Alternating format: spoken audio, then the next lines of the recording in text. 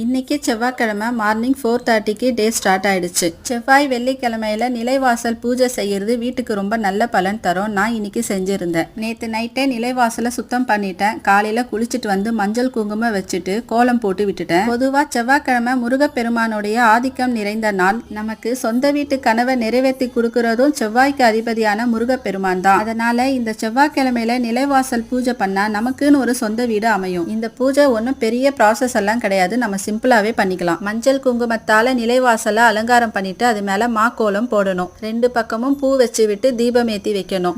தீப ஆராதனைகள் காட்டிட்டு புஷ்ப அர்ச்சனை செஞ்சுட்டு மனசார வணங்கிக்கணும். நம்ம பண்ற பூஜை வேணா சிம்பிளா இருக்கலாமே தவிர நம்ம மனசுல பக்தி ஓங்கி இருக்கணும். நம்பிக்கையோட பண்ணா நம்ம நினைச்சது கண்டிப்பா நடக்கும். அதுக்கு கொஞ்சம் பொறுமையா இருக்கணும். நான் இன்னைக்கு நிலைவாசலுக்கு இப்படிதான் பூஜை பண்ணியிருந்தேன். இந்த வீடியோ உங்களுக்கு பிடிச்சிருக்குன்னா நம்ம சேனலை சப்ஸ்கிரைப் பண்ணி சப்போர்ட் பண்ணுங்க. அடுத்த ஒரு வீடியோல பார்க்கலாம். தேங்க்யூ, பாய்.